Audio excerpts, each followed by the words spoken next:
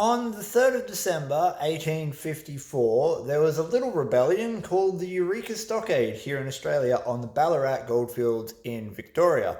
The Eureka Stockade was a reaction to unfair treatment of miners on the goldfields. Basically, the Crown, because England ruled Australia with quite a heavy hand back then, England was putting in excessive amounts of taxation. They were putting in a large fee for a miner's right, well, for a prospecting license, and they were also removing the ability for miners to vote so that they could have a say in their future. And this all sparked an uprising that turned quite violent. Police officers and miners alike, both were shot and killed. But the outcome of that rebellion was that we created a whole series of laws. There's more than just one, but we created the main law that we deal with today, which is a miner's right. Now, the miner's right is currently caretaken for by the PMAV here in Victoria, the Prospecting Miners Association of Victoria. Now, the reason I'm bringing this up is it is so incredibly important to back your organizations like the PMAV. So there's going to be ones right across the world that deal with the subjects I'm talking about in the same exact manner. For instance, the GPAA in America. The goal of the PMAV is to protect the rights that were earned back in 1854 with blood. The right for a fair go. So our miners' right today is literally the same miners' right that they created way back then, over 150 years ago, 170 years ago.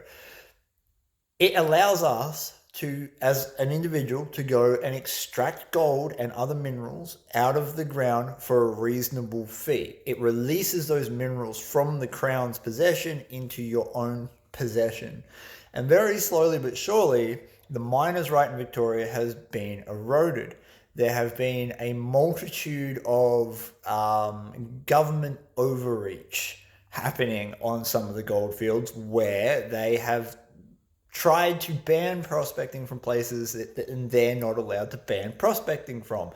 And furthermore, they're also trying to lock up land under the guise of national parks and heritage. For a multitude of reasons, this is bad, but what I just wanted to briefly say was that without your support, organizations like this cannot fight for your rights to take your kids to the creek with a gold pan and pan. That's what they're ultimately taking away. None of us are in this hobby to get rich. None of us are in this hobby to open up a really big mining company. It would be the dream for some people, but I would argue that most people who watch my channel just want to take a sluice box, take a pan to the creek, find a few flakes of gold, and have a great day. And that's what these guys are trying to protect. It's so important. It costs $50 to sign up to the PMAV. Similar fees for other organizations right around Australia and indeed around the world. If you can afford it, I strongly urge you to do so, to sign up, because ultimately these are the people that are going to protect your ability to take your kids to the creek and go prospecting. In fact, it's the exact reason, these guys are the exact reason that I can go to places like Reedy Creek with a high banker or a dry washer and run those machines in a legal, safe manner. Without them, that wouldn't have happened. So this is just a little bit of a spruik for them. I really want to reiterate, guys, if you don't use it, you will lose it. You've got to get behind organizations that are going to protect your interests. All right, please give your dog a big scratch behind the ears for me, please. I'm out.